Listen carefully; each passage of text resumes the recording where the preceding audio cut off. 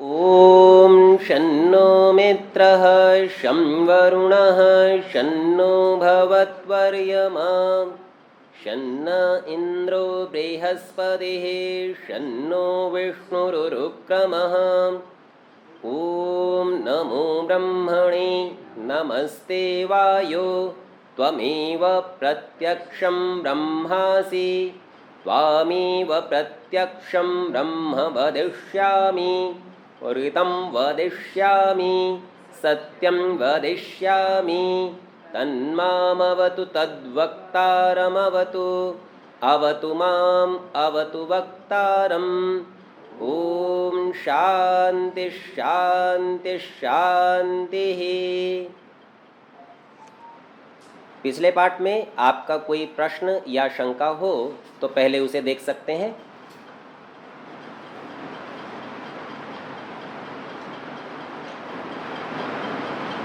ठीक है, यदि सम्मुख उपस्थित लोगों का कोई प्रश्न नहीं है तो जो लोग इस कक्षा को ऑनलाइन सुन रहे हैं, यदि आपका कोई प्रश्न हो तो कह सकते हैं।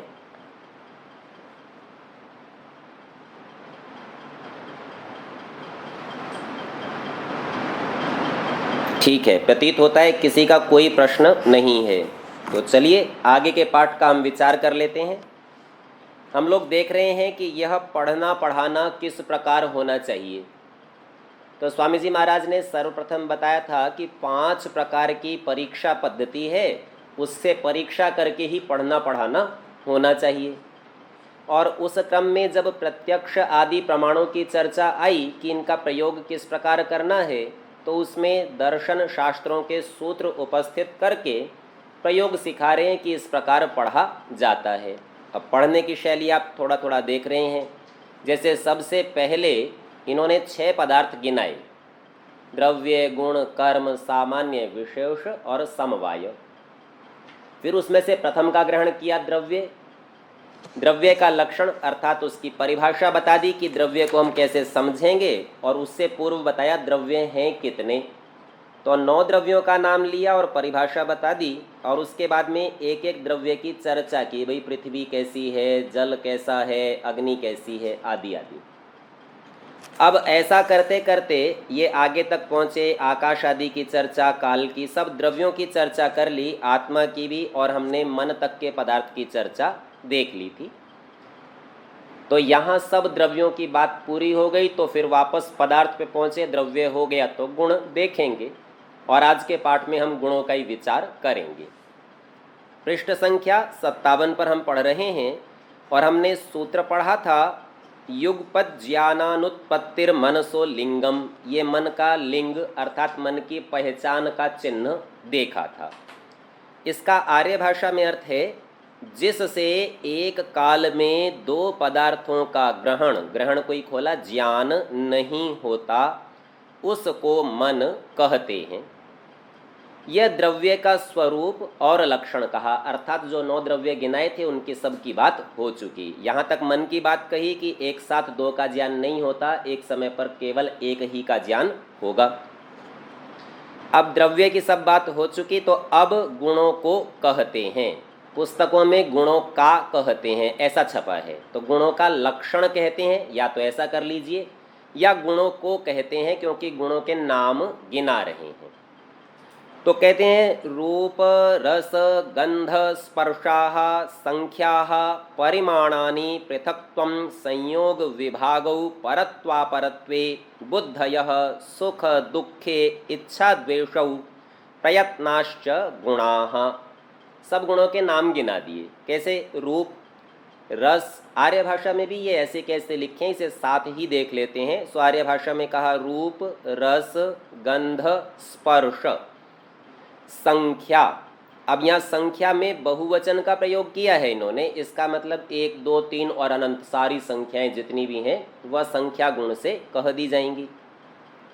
परिमाणानि, परिमाण, छोटा है, बड़ा है, ह्रस्व, लघु, विस्तृत है, किस प्रकार का है। पृथक्त्व अर्थात भिन्न होना। मान लीजिए कोई 2 पदार्थ बिल्कुल एक जैसे हैं, जैसे 2 गेंद लीजिए, एक ही रंग की, एक ही भार की, एक ही आकार की, और वो दोनों एक साथ भी रखी हुई हों तब भी आप कहते हैं दोनों एक जैसी हैं, पर ये नहीं कहते हैं कि ये दोनों एक ही हैं। तो जैसा होने से पता चलता है कि ये एक नहीं है, अर्थात तो पृथक हैं, भिन्न भिन्न हैं। तो पृथक्त्व गुण। संयोग विभागौ, एक संयोग है और एक विभाग है। परत्व अपरत्वे, परत्व और अपरत्व को समझना चाहिए। हमने पर और अपर को काल के संबंध में भी देखा था, और अपर शब्द का अर्थ किया था छोटा, आयु में कम। और यदि देश की दृष्टि से इस पर और अपर को देखना हो, वहाँ काल की दृष्टि से पर का अर्थ था बड़ा। तो यहाँ कैसे करेंगे? मान लीजिए तीन पदार्थ एक ही सीध में हैं, पहले के साथ आप खड़े हैं, आपसे 5 फीट की दूरी पर दूसरा पदार्थ और 10 फीट की दूरी पर तीसरा पदार्थ रखा है। तो जो 5 फीट की दूरी पर है वह अपर, कम दूर, जैसे आयु में छोटा काल में छोटा था, और जो 10 फीट की दूरी पर है वो अधिक दूरी होने से पर। तो तीसरा पदार्थ पर और दूसरा पदार्थ अपर कहलाएगा। ये परत्व और अपरत्व, पर होना दूर होने का गुण और अपर होना निकट होने का गुण, या तो कम दूर होने का गुण अपरत्व नाम से कहा जाता है। इसके पश्चात सूत्र में तो लिखा है बुद्धयः, ये भी बहुवचन का प्रयोग है। आर्य भाषा में लिखा है बुद्धि, बुद्धि का अर्थ होता है ज्ञान, और बहुवचन किया तो अनेक ज्ञान, अनेक प्रकार के। ऐसा नहीं है कि एक ज्ञान ही गुण हो, 2 ज्ञान भी गुण है, 50 ज्ञान भी गुण है, 50 प्रकार की जानकारियाँ आपको हैं, 100 हो, कितनी भी जानकारियाँ हो, वो सब गुण नाम से कही जाएंगी। सुख दुखे, सुख और दुख, इच्छा द्वेषौ, इच्छा और द्वेष, प्रयत्नाः अर्थात अनेक प्रकार के प्रयत्न। और इसके बाद लगाया च का मतलब होता है और। तो च से कुछ और का भी ग्रहण करेंगे जिनके नाम नहीं लिखे हैं। तो इस सूत्र के जो भाष्यकार हैं प्रशस्तपाद, उन्होंने इसका संगठन किया और कहते हैं च शब्द समुच्चिताश्च गुरुत्व द्रवत्व स्नेह संस्कारादृष्ट शब्दाः सप्त, अर्थात चकार से 7 गुण उन्होंने और ग्रहण किए। वो 7 यहाँ पर इस प्रयत्न से आगे लिखे हुए हैं जो उन्होंने कहे थे। गुरुत्व, गुरुत्व का अर्थ आप सब लोगों ने गुरुत्वाकर्षण तो सुना है। सामान्य तौर पर लोग समझते हैं कि पृथ्वी सब पदार्थों को अपनी ओर खींचती है, इसी को गुरुत्वाकर्षण कहते हैं। पर समझना चाहिए खींचने का नाम तो आकर्षण है, गुरुत्व किसका नाम है? तो गुरुत्व नाम है भारीपन का। जो अधिक भारी होता है वह हल्के को अपनी ओर खींच लेता है। जैसे सूर्य पृथ्वी से बड़ा और अधिक भारी है, इसलिए वह पृथ्वी को अपनी ओर खींच लेता है। पृथ्वी सूर्य को अपनी ओर नहीं खींचती। पृथ्वी से हल्का और छोटा चंद्रमा है तो पृथ्वी चंद्रमा को अपनी ओर खींचती है। तो जो अधिक भारी है वो अपने से हल्के को अपनी ओर खींचता है। तो सूर्य में भी गुरुत्व आकर्षण है, भारी होने से पृथ्वी को खींचने का गुण है। और पृथ्वी में गुरुत्वाकर्षण है, इसलिए वह चंद्रमा को अपनी ओर खींचती है। और आप चंद्रमा पर जाकर छलांग लगाएं तो उछलेंगे तो बहुत ऊंचा, पर उसके बाद आकर चंद्रमा पर ही गिरेंगे। जैसे पृथ्वी पर भी छलांग लगाते हैं तो आकर गिरते हैं। तो इसको ऐसे समझिए कि यह जो आप वापस उसी पदार्थ पर, उसी भूगोल खंड पर आकर गिरे, जिस पर भी गिरे, तो वह उसके आपसे अधिक भार होने के कारण उसमें आकर्षण का बल अधिक है, सो वह आपको खींच लेता है। तो ये था गुरुत्व, अर्थात पदार्थों का भारीपन, हल्कापन, ये गुरुत्व से जाना जाता है। द्रवत्व, हम चर्चा कर रहे थे द्रवत्व पर। हमारे पास 2 शब्द हैं, एक शब्द था द्रव्य और दूसरा शब्द है द्रव। दोनों में भेद समझना चाहिए। द्रव्य कहते हैं किसी भी पदार्थ को, वस्तु को, वह ठोस भी हो सकती है, तरल भी हो सकती है, अथवा वाष्प गैस की शक्ल में भी हो सकती है। और द्रव कहते हैं तरल को। तो यहाँ जब कहा द्रवत्व अर्थात तरलता से इनका अभिप्राय है। इसके पश्चात अगला गुण गिनाया स्नेह। स्नेह का अर्थ चिकनापन भी है और स्नेह का अर्थ प्रेम भी है। जैसे माता पुत्र से स्नेह करती है तो वहाँ प्रेम का भी गुण है। और स्नेह सामान्यतः जैसे घी में, तेल में आप चिकनाई देखते हैं तो उसे भी स्नेह कहते हैं। इसके पश्चात संस्कार, यूँ समझिए स्मृति का नाम संस्कार है अथवा एक और तरीके से संस्कार को आप समझ सकते हैं, एक के योग से दूसरे का उपस्थित होना, ये भी संस्कार है। तो आपको कोई बात तभी स्मृति में, स्मरण में आती है जब उससे संबंधित किसी और बात को आपके सामने उपस्थित कर दिया जाए। इसकी चर्चा हमने पूर्व जन्म के प्रमाण से संबंध में की थी। क्योंकि पूर्व जन्म का काल नहीं है, देश नहीं है, परिस्थिति नहीं है, अर्थात वे सब वस्तुएं वैसी नहीं हैं, तो उसका संस्कार भी नहीं होता और वह इस प्रकार से याद नहीं आ सकता। इसके पश्चात दो शब्द और लिखे हैं, धर्म और अधर्म। इन शब्दों के लिए वहाँ ऋषि प्रशस्त पाद ने अदृष्ट शब्द का प्रयोग किया है व्याख्यान करते समय। अदृष्ट का सामान्य अर्थ होता है जो दिखाई नहीं देता। अब वास्तव में यह शब्द रोचक भी है और सरल भी है। न दिखाई देना, न दिखाई देने वाली बहुत सब चीज़ें हैं, पर उन्हें धर्म और अधर्म क्यों कह रहे हैं, ये दो शब्द कैसे निकले, तो इसका बहुत सा वर्णन मीमांसा दर्शन में आपको मिलेगा। वहाँ कैसा होता है, एक प्रश्न उठाते हैं, और वो प्रश्न कैसे उठाते हैं, बोले आप कहते हैं स्वर्ग कामो यजेत, जिसे स्वर्ग की कामना हो वो यज्ञ करे। तो बोले जब हम यज्ञ समाप्त कर लेते हैं तब तो स्वर्ग होता नहीं, और जब हम मर जाते हैं और स्वर्ग होता है जिसको वो लोग समझते हैं, बोले उस समय हम यज्ञ नहीं कर रहे होते। तो ये कैसे पता चला कि यज्ञ का और स्वर्ग का संबंध है आपस में। तो कतिपय मीमांसक लोग इसका समाधान करते हैं, बोले जब आप यज्ञ करते हैं ना तो उससे एक अदृष्ट नामक पदार्थ बनता है, और वह अदृष्ट जैसे फल पकते हैं, वृक्ष पकते हैं, इस प्रकार धीरे धीरे समय के अनुसार पकता है। अलग अलग कर्मों का अदृष्ट अलग अलग प्रकार से पकता है, और जब वो पक जाता है तब अपने फल को देता है। जैसे फल पकने के बाद वृक्ष से छूटकर अलग होता है ना, प्राप्त होता है हमें, ठीक उसी प्रकार से वो अदृष्ट कर्माशय को मानते हैं। अर्थात वो कर्म आपके किसी स्थान पर जाकर जमा हो गए, और जमा होने के पश्चात क्या हुआ कि वो कर्म धीरे धीरे पाक को, परिपक्वता को प्राप्त होंगे और इस प्रकार अपने फलों को देंगे। तो यह इस प्रकार की चर्चा को वो लोग अदृष्ट कहते हैं। यहाँ पर उस अदृष्ट शब्द को, चूंकि वह शास्त्रों में प्रसिद्ध शब्द है, यहाँ पर धर्म और अधर्म इस नाम से, क्योंकि आपने यज्ञ आदि श्रेष्ठ कर्म किए तो धर्म, और इसी प्रकार से कोई पाप कर्म करें तो वह भी तो कई बार तत्काल फल नहीं देता ना, उसका फल भी अपने को ऐसा लगता है कि कुछ काल के पश्चात मिला, तो वह अधर्म के रूप में जमा हो जाता है, और यह दोनों ही अदृष्ट होते हैं। इसके बाद कहा और शब्द। आप ध्यान दीजिए, 5 महाभूत थे, पृथ्वी जल अग्नि वायु आकाश। तो आकाश को छोड़कर शेष 4 गुणों की चर्चा तो उन्होंने पहले ही कर ली, रूप रस गंध और स्पर्श। लेकिन आकाश को छोड़ दिया, उसका गुण शब्द था। और पहले भी आपने व्याख्यान में देखा था कि चारों की चर्चा कह के आकाश को परिशेष न्याय से समझाया था, ये भी नहीं है, ये भी नहीं है, ये भी नहीं है, तो जो बच गया उसी का नाम आकाश कह देंगे। ठीक उसी प्रकार से, क्योंकि इनसे उसमें कुछ भेद है, इस भेद को दर्शाने के लिए ही यहाँ शब्द को अलग से पढ़ा है। कहते हैं ये 24 गुण कहाते हैं। तो वैशेषिक दर्शन में ये 24 ही गुण गिने जाएंगे। कोई, जैसे हमने देखा था ना कि कोई बहुत होनहार विद्यार्थी हो, कोई सत्यवादी हो, यहाँ पर सत्यवादिता को, होनहार को, इनको गुणों में नहीं गिना, ये वैसे गुण नहीं हैं। वास्तव में ये गुण धर्म हैं। अब इसका आप विचार कीजिए, मीमांसा दर्शन जो दर्शनों के क्षेत्र में प्रथम दर्शन है, उसमें केवल 2 ही पदार्थ हैं, एक धर्म और एक धर्मी। धर्मी यानी कोई भी व्यक्ति, कोई वस्तु, कोई पदार्थ, और धर्म यानी उसके गुण। तो धर्मी में, गुणी में गुण रहते हैं।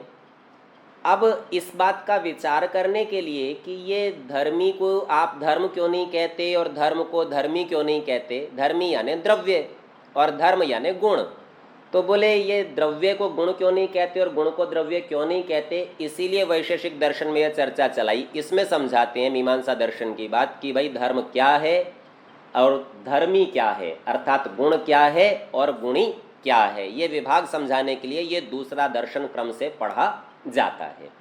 तो यहाँ गुणों के नाम सिखाए, और अब इसका लक्षण करेंगे, गुण कहते किसे हैं, ताकि आपको ये बात ठीक ठीक समझ में आ सके। पहले इन्होंने द्रव्य का लक्षण किया था। द्रव्य का लक्षण करने से पहले द्रव्य गिनाए थे 9 हैं। इसी प्रकार यहाँ गुण गिनाए 24 हैं और अब गुणों का लक्षण बता रहे हैं कि कैसे पहचानते हैं, गुण किसे कहते हैं। पहली बात कह देना बड़ा सरल है, इन्होंने सरलता से कह दिया, क्रिया और गुण वाला हो अथवा केवल गुण भी हो और समवायी कारण हो, उसका नाम द्रव्य। बात सरल थी, आसानी से समझ में आ गई। अब जब गुण को कहेंगे तो लक्षण करते हुए इनको ये बताना पड़ेगा कि ये गुण द्रव्य से अलग कैसे है। और 6 चीजें हैं ना, द्रव्य, गुण, कर्म, सामान्य, विशेष और समवाय। तो सामान्य और विशेष तो ऐसे हैं जो केवल बुद्धि में होते हैं, संसार में वैसे नहीं होते कि भाई कोई पदार्थ रूप में हो, पर पदार्थ गिने जाते हैं। जैसे हमने काल को देखा था, अब काल कोई वस्तु चीज तो है नहीं, पर हमने गिना था, वह भी एक द्रव्य है।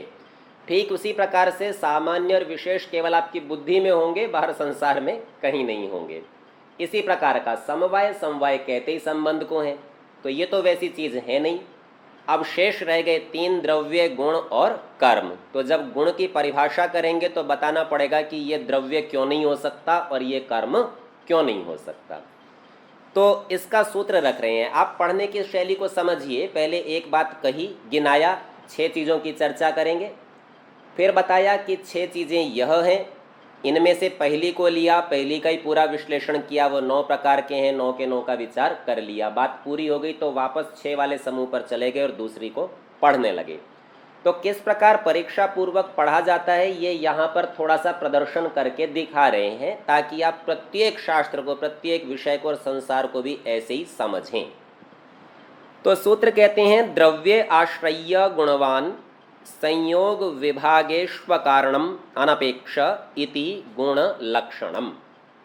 इति माने ऐसा, गुण लक्षणम गुण का लक्षण है। अब समझिए गुण कहते किसको हैं। तो सबसे पहली बात कही, द्रव्य आश्रयी, वो सदा द्रव्य के आश्रित होता है, सदा द्रव्य में रहता है, द्रव्य से बाहर गुण कभी नहीं हो सकता। उदाहरण से समझिए, आपने देखा सफ़ेद घोड़ा। अब घोड़ा तो द्रव्य है और उसमें जो ये सफ़ेदपन है ये गुण है। अब आप सोचें कि घोड़े से सफ़ेद को अलग निकाल दें तो कैसे निकालेंगे, सफ़ेद क्या होगा।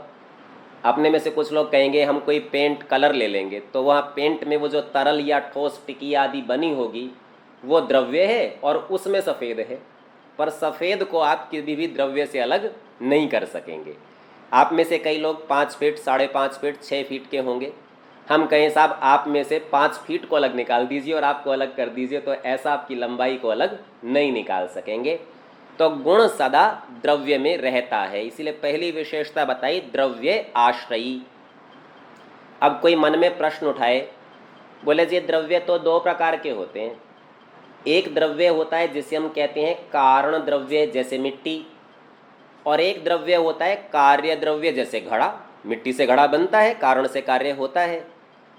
तो बोले कि ये जो घड़ा है ये कहाँ रहता है, तो अपने कहेंगे कि ये मिट्टी में ही रहता है, मिट्टी से अलग घड़ा कहाँ मिलेगा, और है वो द्रव्य।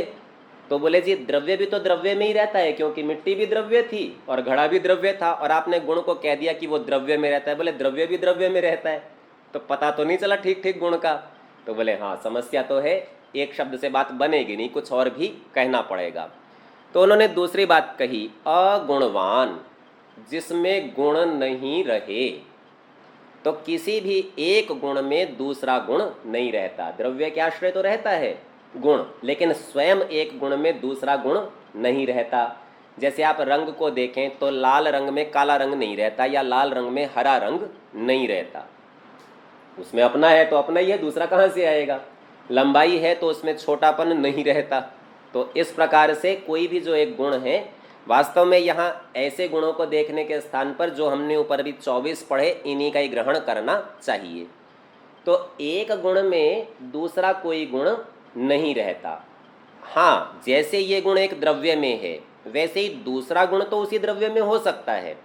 उदाहरण के लिए समझिए, जल है। अब जल में द्रवत्व गुण है, बहने का गुण है, लेकिन इसी के साथ साथ उसके अंदर कोई रस हो सकता है ना। जल में रस गुण होता है, आप चखते हैं तो पता चलता है ये तो इस प्रकार का है, तो उसका अपना एक स्वाभाविक रस भी होता है। तो जल के अंदर, एक द्रव्य के अंदर एक से अधिक गुण हो सकते हैं, पर एक गुण के अंदर दूसरा गुण नहीं हो सकता। तो इन्होंने कहा हाँ कुछ तो बात ठीक हो गई, आपने ये कह दिया कि ये अगुणवान है, थोड़ी तो बात समझ में आई।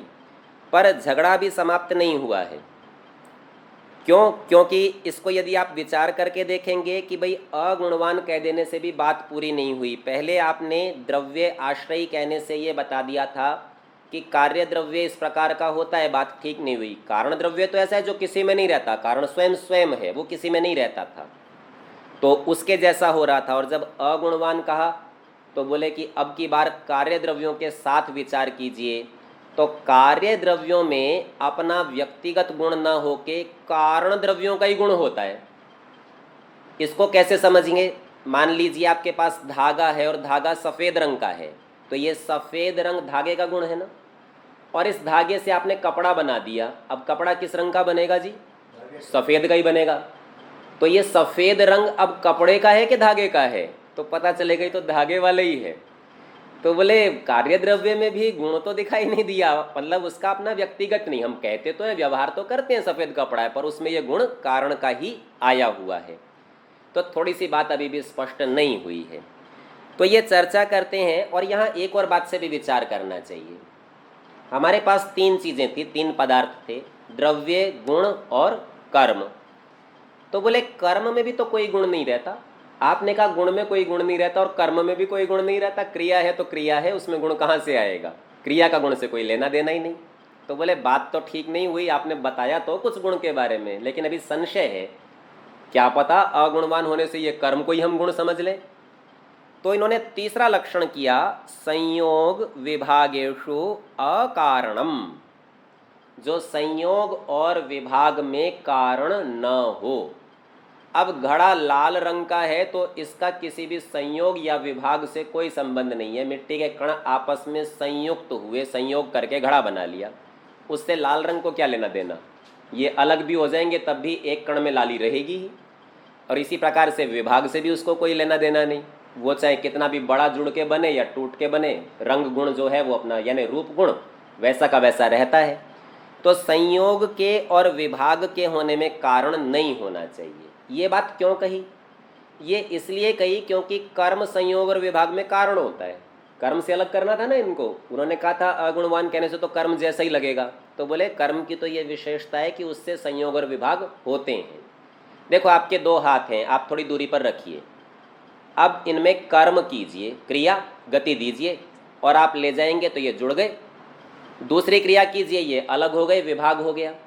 तो आप क्या समझे कि क्रिया से संयोग और विभाग होते हैं, पर गुणों से संयोग और विभाग नहीं होते हैं। संयोग और विभाग स्वयं गुण हैं, आप ऊपर पढ़ के आए हैं 24 गुणों में संयोग और विभाग। तो कर्म से गुण उत्पन्न हो जाते हैं, पर कर्म में गुण नहीं रहते हैं। तो जब कर्म से गुण को भेद करना था तो बोले कि भाई देखो गुण से गुण उत्पन्न, यहाँ पर संयोग और विभाग उत्पन्न नहीं होंगे गुणों से। अब यहाँ पर भी एक संशय है, अभी बात अभी भी पूरी खत्म नहीं हुई है, क्योंकि आगे इन्होंने एक और लक्षण लिखा है, अनपेक्ष। तो खूब धैर्यपूर्वक विचार कीजिए। मान लीजिए मैंने एक व्यक्ति का हाथ पकड़ा, तो मेरा और उसका संयोग हो गया। अब उस व्यक्ति के दूसरे हाथ को तीसरे व्यक्ति ने पकड़ा, तो अब हम तीनों का संयोग हो गया। मैंने तो तीसरे व्यक्ति को स्पर्श नहीं किया हुआ, पर कहा क्या जाएगा, ये तीनों जुड़े हुए हैं, संयुक्त हैं। तो कोई कहे कि ये जो पहले दोनों जुड़े थे, जो संयोग हुआ था ना, वो ही दूसरे संयोग में कारण है। उस संयोग के कारण तो हुआ ना। इसको कहते हैं संयोगज संयोग, संयोग से उत्पन्न होने वाला संयोग, एक संयोग से दूसरा संयोग। आपने कहा था कि संयोग और विभाग में कारण नहीं होना चाहिए गुण को, बोले ये तो देखो संयोग गुण था और वो दूसरे संयोग में कारण बन गया। तो बोले बात अभी भी पूरी नहीं हुई। तो फिर अंतिम ही लक्षण उठा लाए, बोले अनपेक्ष, उसको अपेक्षा नहीं होनी चाहिए, क्योंकि दूसरे संयोग को पहले संयोग की अपेक्षा है। तो बोले कर्म को किसी की अपेक्षा नहीं होती। तो कर्म कैसा होता है, सापेक्ष, और गुण कैसा होता है, अनपेक्ष। तो ये उसका कर्म से भेद हो गया। अब सारी बात स्पष्ट हो गई। बोले अब कोई झगड़ा नहीं बचेगा, अब गुण ठीक ठीक पकड़ में आ जाएगा। तो कैसा होता है, मान लीजिए एक गेंद एक स्थान पर रखी हुई है, गेंद का भूमि से अथवा उस स्थान से संयोग है, अब इस संयोग के होने में कोई भी गुण कारण नहीं है, लेकिन अब इसमें आप क्रिया कर दीजिए, चला दिया इसको, और इस क्रिया के कारण इस गेंद का उस स्थान से तो वियोग हो गया, वहाँ से तो छूट गई, और अन्य अन्य स्थानों से संयोग होता जा रहा है जहाँ जहाँ से चलती जा रही है। तो संयोग और विभाग, इनके अंदर कर्म तो कारण होता है, गुण कारण नहीं होता। और गुण तो अनापेक्ष होता है, किसी की अपेक्षा नहीं रखता, लेकिन कर्म अपेक्षा रखता है, सापेक्ष कारण।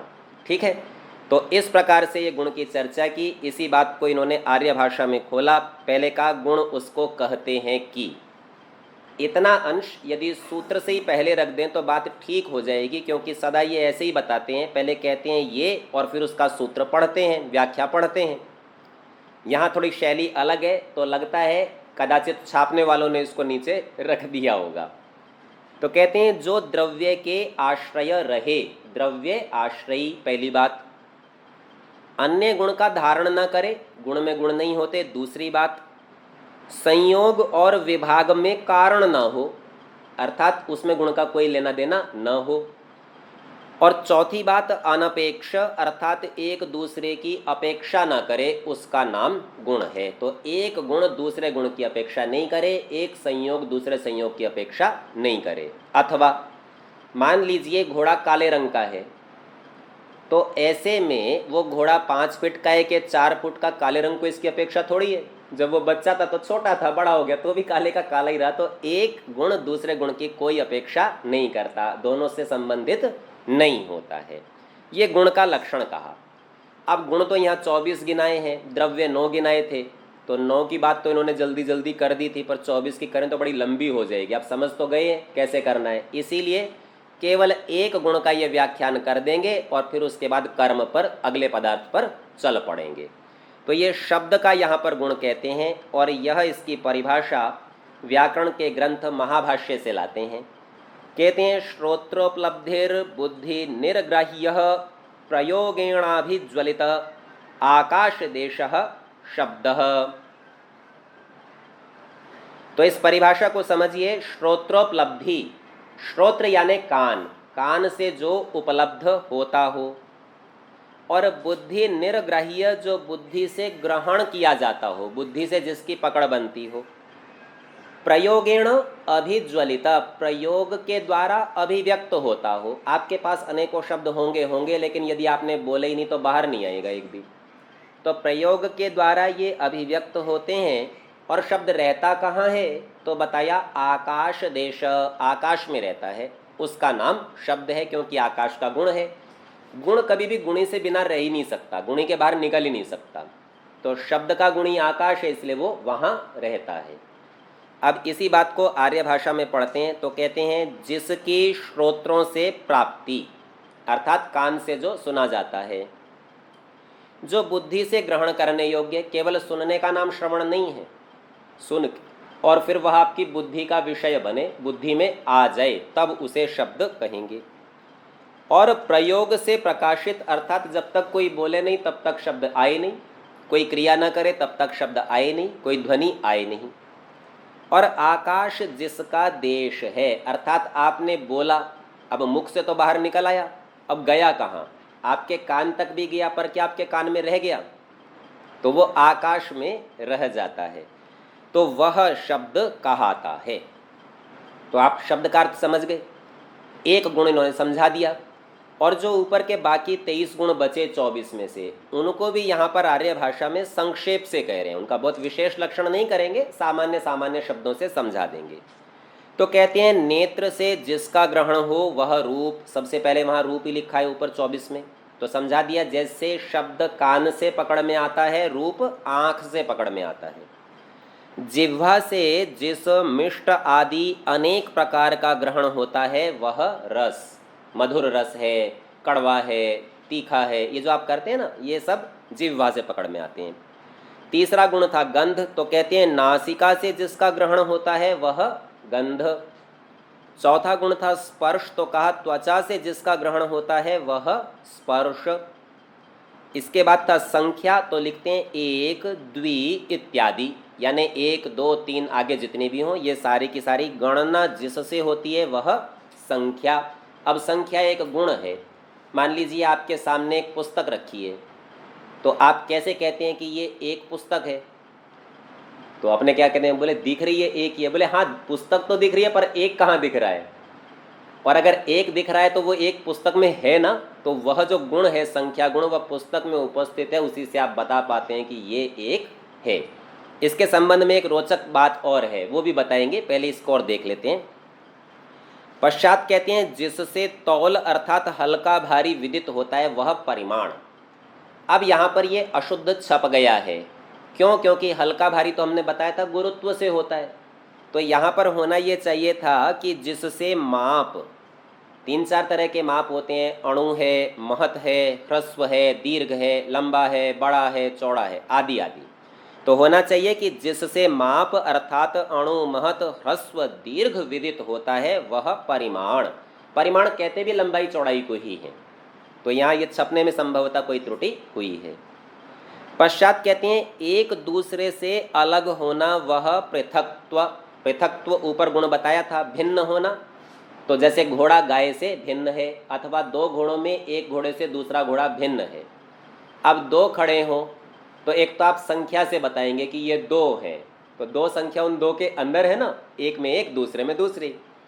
और इसी प्रकार से वो एक दूसरे से भिन्न है। आपको कैसे पता चला? बोले अलग अलग दिख रहे हैं। बोले अलग अलग क्या दिख रहा है? ये अलग होना क्या है?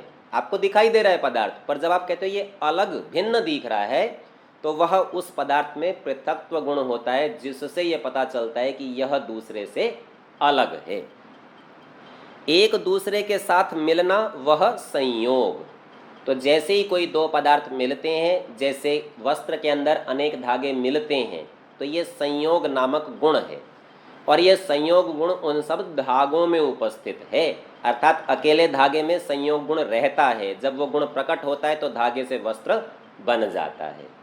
तो ये एक दूसरे के साथ मिलना वह संयोग। एक दूसरे से मिले हुए के अनेक टुकड़े होना वह विभाग। आप कहते हैं कागज टुकड़े टुकड़े हो गया। क्यों हो गया? क्योंकि उसमें विभाग का गुण था, वो गुण प्रकट हुआ तो यह अलग अलग हो गया। इससे यह पर है वह पर। पर हमने आपको बताया था दूर का नाम है। तो तीन पदार्थों में प्रथम आप खड़े हैं, दूसरा आपसे 5 फीट की दूरी पर, और तीसरा 10 फीट की दूरी पर। तो 10 फीट वाले को आप पर कहेंगे। क्यों कहते हैं? बोले जी ये 5 वाले से अधिक परे है, इससे यह परे है वह पर। और उससे यह उरे है। उरे माने इस तरफ है, तो 10 फीट वाले से ये 5 फीट वाला उरे अपनी तरफ है, वह अपर। जिससे अच्छे बुरे का ज्ञान होता है वह बुद्धि।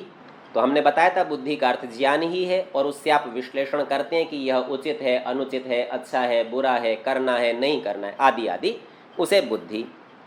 और पुनः कहते हैं आनंद का नाम सुख। तो सुख में और आनंद में कुछ भी भेद नहीं है। आनंद का मतलब सुख, केवल वैसा सुख जिसमें दुख नहीं है।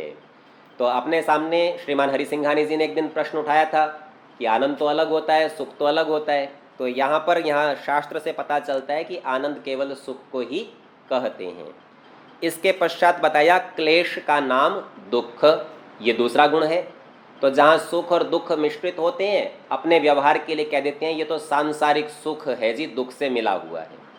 और जहाँ दुख का लेश भी ना रहे, तो उस परमात्मा के सुख को अपने आनंद नाम से कह देते हैं। तो व्यवहार के लिए ये भेद हमने कर लिए, पर वहाँ भी होता तो सुख ही है, बस दुख नहीं होता।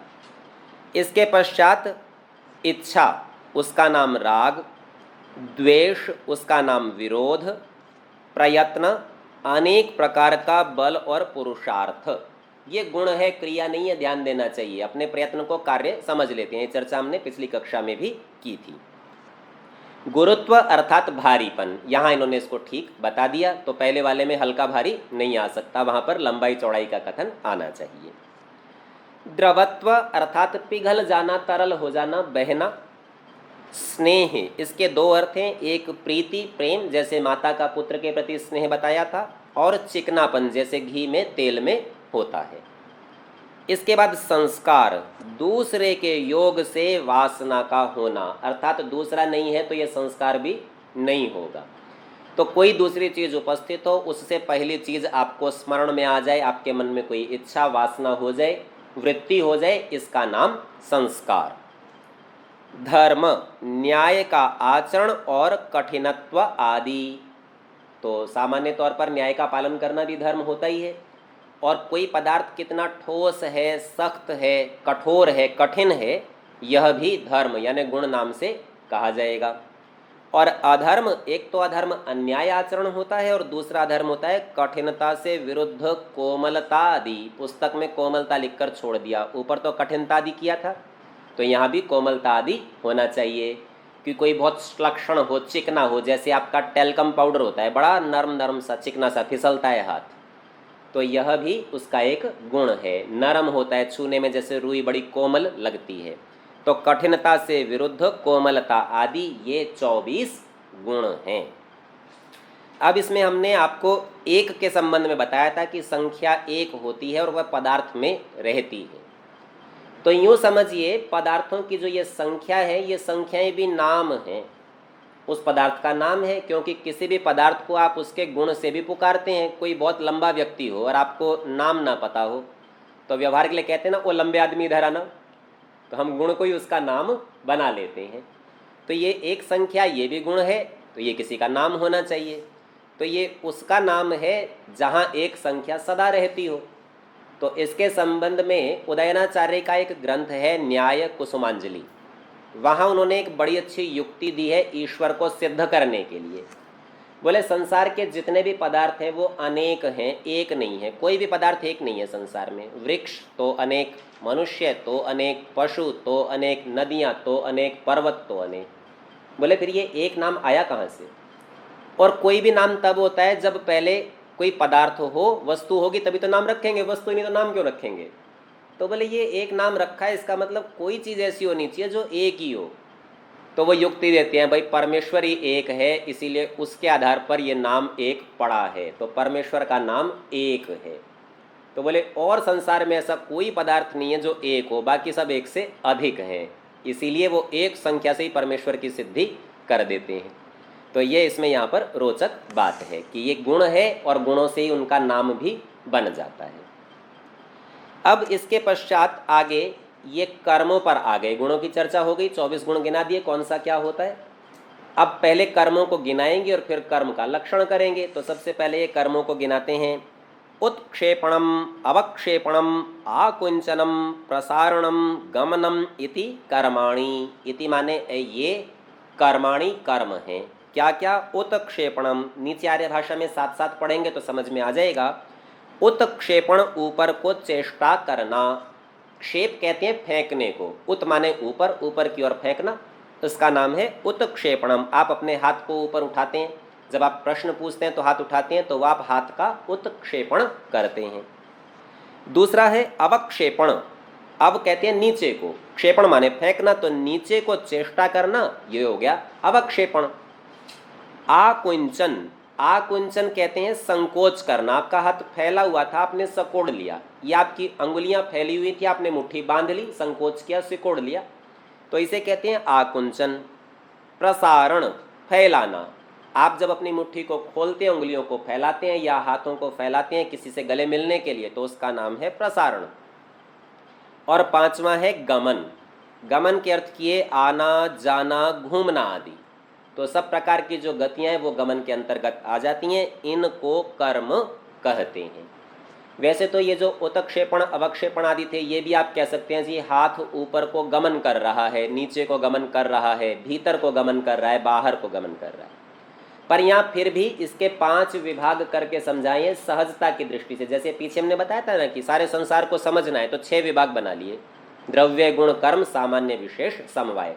तो उसी प्रकार से यहाँ पर भी ये विभाग करके कर्मों को समझाया है।